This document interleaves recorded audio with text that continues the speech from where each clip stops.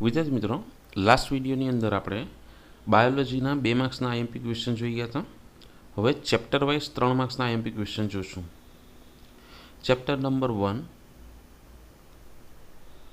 એમાં પહેલો ક્વેશ્ચન છે, પ્રાણીઓમાં અલિંગી પ્રજનનના પ્રકારો જણાવો.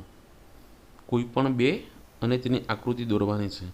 પ્રાણીઓની અંદર અલિંગી પ્રજનનના પ્રકાર જણાવો, કોઈ પણ બે અને તેમની આકૃતિ ડ્રો કરો. બીજો ક્વેશ્ચન છે, જન્યુ નિર્માણ દરમિયાન થતું કોષ વિભાજન વિશે માહિતી આપો. 3 થી 4 મુદ્દા લખવાના છે. જન્યુ નિર્માણ દરમિયાન થતું કોષ વિભાજન વિશે માહિતી આપો. ત્રીજો ક્વેશ્ચન છે,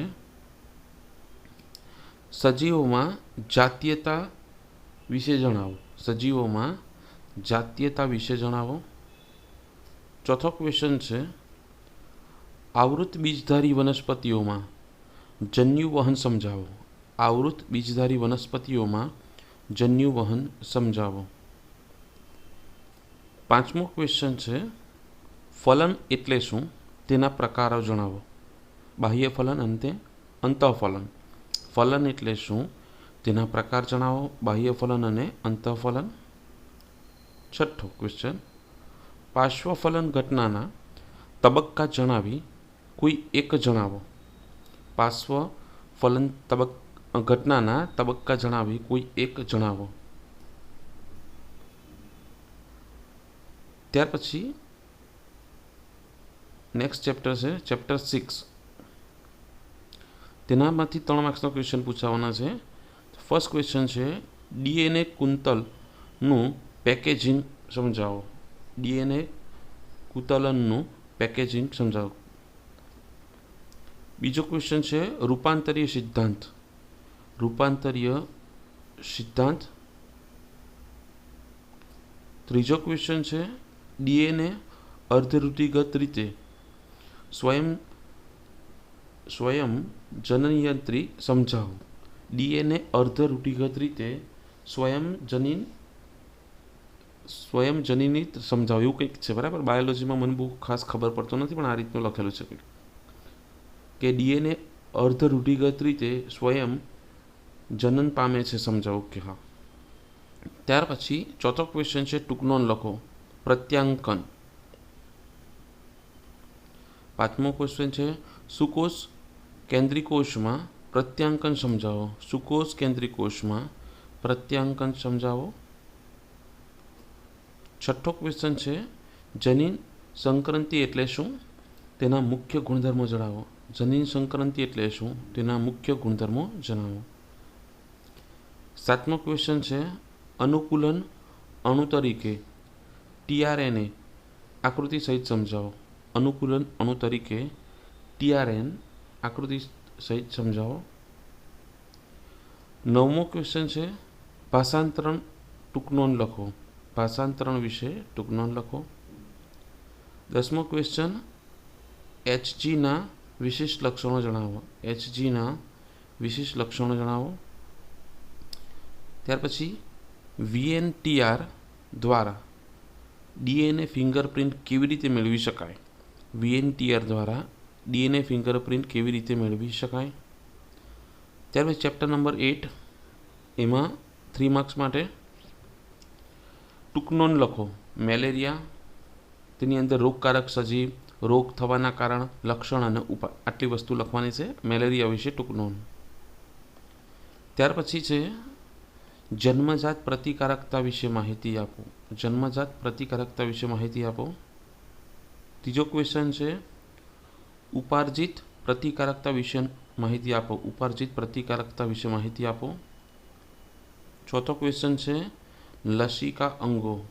લસિકા અંગો. પાંચમો ક્વેશ્ચન છે, એડીએસનું પૂર્ણ નામ જણાવી તેના ક્રિયાવિધેયને અટકાવવાના ઉપાય લખો. એડીએસનું પૂર્ણ નામ જણાવી તેના ક્રિયાવિધિને અટકાવવાના ઉપાય જણાવો. છઠ્ઠો ક્વેશ્ચન છે, ટૂંકનોંધ લખો. કેન્સરની ચકાસણી અને નિદાન. કેન્સરની ચકાસણી અને નિદાન. ત્યાર પછીનો ક્વેશ્ચન છે, કેન્સર થવાના કારણો જણાવી તેની સારવાર માટેના ઉપાય જણાવો. કેન્સર થવાના કારણો જણાવી તેની સારવાર માટેના ઉપાયો જણાવો. ચેપ્ટર નંબર 10 એમાં ફર્સ્ટ ક્વેશ્ચન છે ઘરગથ્થુ ઉત્પાદનોમાં સૂક્ષ્મજીવોનો ફાળો જણાવો. ઘરગથ્થુ ઉત્પાદનોમાં સૂક્ષ્મજીવોનો ફાળો જણાવો. બીજો ક્વેશ્ચન છે રસાયણો, ઉત્સેચકો અને અન્ય જૈવ અણુ. રસાયણો, ઉત્સેચકો અને અન્ય જૈવ અણુ. ત્યાર પછી થર્ડ ક્વેશ્ચન છે સુએજ ટ્રીટમેન્ટના તબક્કા જણાવી દ્વિતીયક સારવાર વિશે માહિતી આપો. સુએજ ટ્રીટમેન્ટના તબક્કા જણાવી દ્વિતીયક સારવાર વિશે માહિતી આપો. ચોથો ક્વેશ્ચન છે બાયોગેસના ઉત્પાદનોમાં ઉપયોગી સૂક્ષ્મ સજીવોના નામ જણાવી બાયોગેસ પ્લાન્ટ વિશે માહિતી આપો. બાયોગેસના ઉત્પાદનમાં ઉપયોગી સૂક્ષ્મજીવોના નામ જણાવી બાયોગેસ પ્લાન્ટ વિશે માહિતી આપો. પાંચમો ક્વેશ્ચન છે જૈવિક ખાતર તરીકે સૂક્ષ્મજીવોનો ફાળો જણાવો. જૈવિક ખાતર તરીકે સૂક્ષ્મજીવોનો ફાળો જણાવો. છઠ્ઠો ક્વેશ્ચન છે જૈવ નિયંત્રણ માટે ઉપયોગી સૂક્ષ્મજીવો વિશે માહિતી આપો. જૈવ નિયંત્રણ માટે ઉપયોગી સૂક્ષ્મજીવો વિશે માહિતી આપો. 11મા ચેપ્ટરની અંદર ક્વેશ્ચન છે રિસ્ટ્રિક્શન ઉત્સેચકો વિશે માહિતી આપો. રિસ્ટ્રિક્શન ઉત્સેચકો વિશે માહિતી આપો. બીજો છે ડીએનએ ખંડોનું પૃષ્ઠકરણને અલગીકરણ વિશે માહિતી આપો. ડીએનએ ખંડોનું પૃષ્ઠકરણને અલગીકરણ વિશે માહિતી આપો. ત્રીજો ક્વેશ્ચન છે ક્લોનિંગ વાહકો માટે અનુકૂળતાઓ જણાવો. ક્લોનિંગ વાહકો માટેની અનુકૂળતાઓ જણાવો. ચોથો ક્વેશ્ચન છે સૂક્ષ્મ યજમાનના રૂપાંતરણ માટેની પદ્ધતિ જણાવો. સૂક્ષ્મ યજમાનના રૂપાંતરણ માટેની પદ્ધતિ જણાવો. પાંચમો ક્વેશ્ચન છે પરજાત નીપજ મેળવવા માટેની પદ્ધતિ જણાવો. જેવ ભઠ્ઠી દોરવી અને તેની આકૃતિ પણ દોરવા કીધેલું છે કે પરજાતની નીપજ માટેની પદ્ધતિ જણાવો. ચેપ્ટર નંબર 12ની અંદર જનીન પરિવર્તી સજીવો એટલે શું તેના ઉપયોગો. જનીન પરિવર્તી સજીવો એટલે શું તેના ઉપયોગો. ટૂંકનો લખો B+. ત્યાર પછી ત્રીજો ક્વેશ્ચન છે જનીનિક ઇજરી ઇન્સ્યુલિન.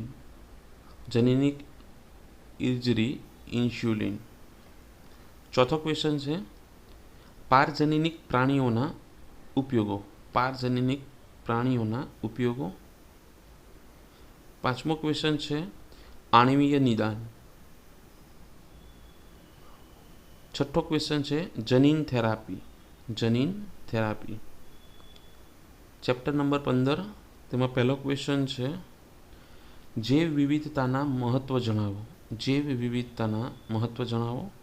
બીજો ક્વેશ્ચન છે જૈવ વિવિધતાના નુકસાનની કારણો. જૈવ વિવિધતાના નુકસાનના કારણો. ત્રીજી ટૂંકનોંધ છે નવસ્થાન સંરક્ષણ. સંવર્ધન કે સંરક્ષણ એવું છે. નવસ્થાન સંરક્ષણ. ચોથું છે સ્વસ્થાન સંરક્ષણ વિશે માહિતી આપો.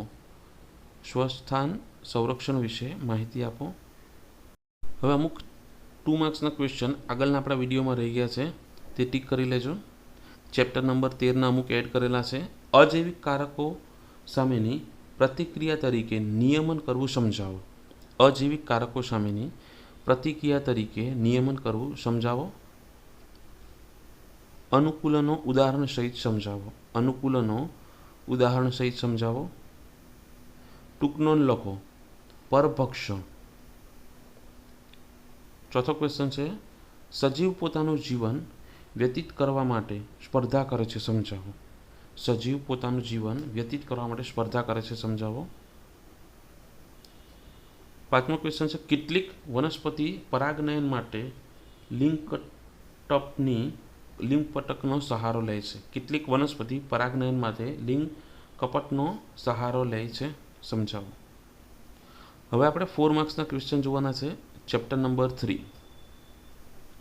નર પ્રજનન તંત્રની આકૃતિ દોરી સહાયક ગ્રંથિ વિશે માહિતી આપો. નર પ્રજનન તંત્રની આકૃતિ દોરી સહાયક ગ્રંથિ વિશે માહિતી આપો. ટૂંકનો લખો નર પ્રજનન તંત્ર. ત્યાર પછી ત્રીજો ક્વેશ્ચન છે માદા પ્રજનન તંત્રના આડછેદની આકૃતિ દોરી ગર્ભાશય વિશે માહિતી આપો. માદા પ્રજનન તંત્રના આડછેદની આકૃતિ દોરી ગર્ભાશય વિશે માહિતી આપો. ચોથો ક્વેશ્ચન છે શુક્રકોષ જનીનની ક્રિયાઓ જણાવો. શુક્રકોષ જનીનની ક્રિયાઓ જણાવો. પાંચમો ક્વેશ્ચન છે અંડકોષ જનન ચાર્ટ સહિત વર્ણવો. અંડકોષ જનન ચાર્ટ સહિત વર્ણવો. ઋતુચક્ર દરમિયાન થતી વિવિધ ઘટનાઓ યોગ્ય આકૃતિ સાથે સમજાવો. ઋતુચક્ર દરમિયાન થતી વિવિધ ઘટનાઓ યોગ્ય આકૃતિ સાથે સમજાવો. નેક્સ્ટ છે ફલન અને ગર્ભસ્થાપન. ટૂંકનો ફલન અને ગર્ભસ્થાપન. આઠમો ક્વેશ્ચન છે ગર્ભધારણને ગર્ભ વિકાસ વિશે માહિતી આપો. ગર્ભધારણ અને ગર્ભ વિકાસ વિશે માહિતી આપો. ચેપ્ટર નંબર 5માં પહેલો ક્વેશ્ચન છે દ્વિસંકરણ પ્રયોગ સમજાવી મુક્ત વહેંચણીના નિયમો વિશે માહિતી આપો. દ્વિસંકરણ પ્રયોગ સમજાવી મુક્ત વહેંચણીના નિયમો વિશે માહિતી આપો. બીજો ક્વેશ્ચન છે આનુવંશિકતાનો રંગસૂત્રીયવાદ સમજાવો. આનુવંશિકતાનો રંગસૂત્રીયવાદ સમજાવો. ત્યાર પછી ચેપ્ટર નંબર 11 પુનઃસંયોજન ડીએનએ ટેકનોલોજીની ક્રિયાવિધિ. પુનઃસંયોજન ડીએનએ ટેકનોલોજીની ક્રિયાવિધિ. 13મું ચેપ્ટર તેનો ફર્સ્ટ ક્વેશ્ચન છે અજૈવિક પરિબળો સામેની પ્રતિક્રિયા હવે સજીવ કઈ રીતે કરે અનુકૂલન થાય છે. અજૈવિક પરિબળો સામેની પ્રતિક્રિયા રૂપે સજીવ કઈ રીતે અનુકૂળ થાય છે. બીજો છે પર્યાવરણીય પ્રતિક્રિયા સામે જીવોના અનુકૂલન સવિસ્તાર સમજાવો. પર્યાવરણીય પ્રતિક્રિયા સામે જીવોના અનુકૂલન સવિસ્તાર સમજાવો. ત્યાર પછી છે વસ્તીના લક્ષણો સવિસ્તાર લખો. વસ્તીના લક્ષણો સવિસ્તાર લખો.